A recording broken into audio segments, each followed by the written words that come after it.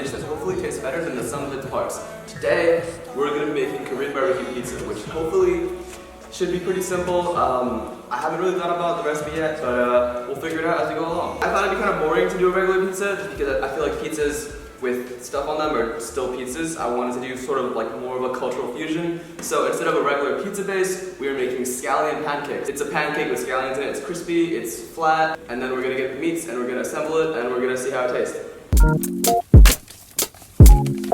Alright, so the first thing we're gonna be making today is the scallion pancakes. What we're gonna do is we're gonna take 2.5 cups of flour, which I got right here, and we're gonna put a teaspoon of salt. Alright, so throwing that salt in.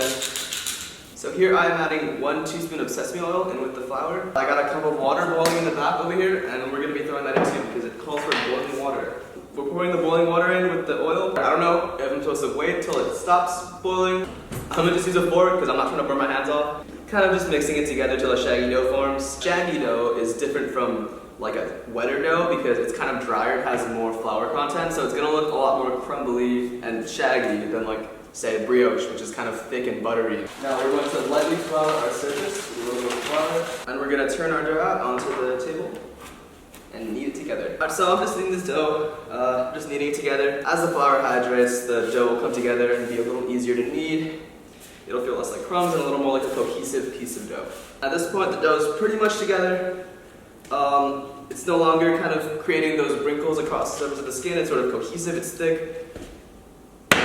So, oh shit, that was way louder than I was moving. Alright, so right now I'm covering the dough with plastic wrap. I'm gonna let it rest at room temperature for an hour and we'll come back and start cooking it up. Alright, so it's been about 45 minutes since I rested my dough. I don't really know what the purpose of resting dough is, but I'm assuming it's important. In the meantime though, we can get started with our scallions. So here's just a bundle of scallions, and I like to cut these on the diagonal just because I think it makes them look better. Alright, so we got our scallions cut up, we got pretty much everything ready. The only thing I do now is start assembling the pancake. So I'm just gonna lightly flour the work surface here. That's pretty heavy flouring, but that's fine.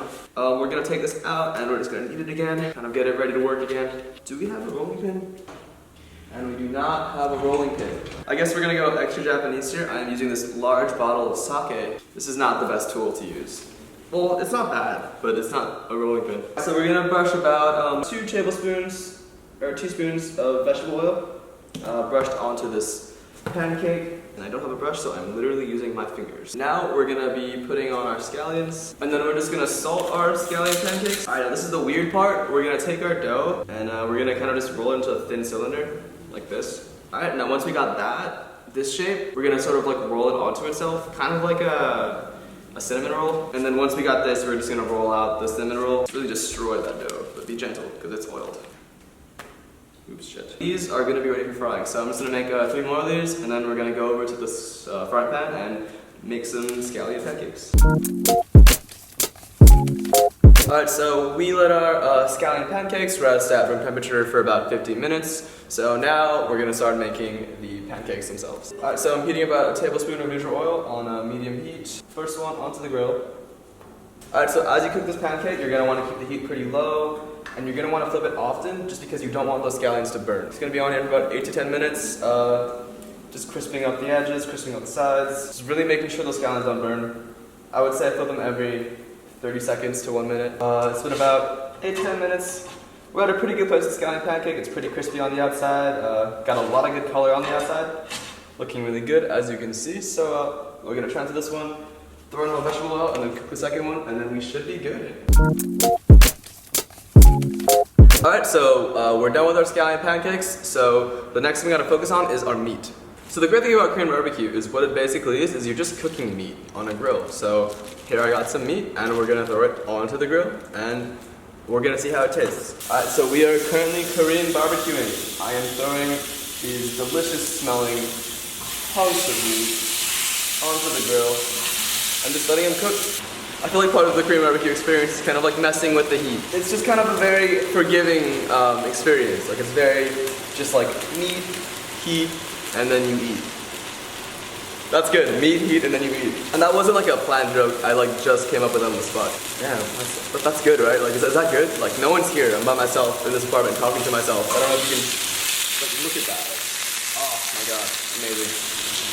I just got oil all over my camera. Shit. Alright, so after about 8-10 minutes on the skillet. It's pretty much done already, so we're gonna transfer this over to our plate and we'll start assembling our pizza. Alright, so we got our individual parts set up. We got our scallion pancakes, we got our meat, we got our scallions, and we got our gochujang. Now, this is a Korean condiment, sort of sauce, very common in Korean cooking. It's got dried red peppers, brown rice, and more. It's some sort of fermented red pepper paste, basically, and I got some of it here. It's red, it's really spicy, but I'm using it here in place of tomato sauce. We're gonna chop these big pieces of meat up because these definitely won't fit on the tiny little pancakes. So we're taking this scallion pancake here. Take some of this gochujang. Just like with regular pizza, you don't want to put too much sauce. You want to have like a really just minimal amount of sauce. So we're just gonna put our meat on. Just gonna hit it with like a little bit of scallion. And that's it, I think we're done.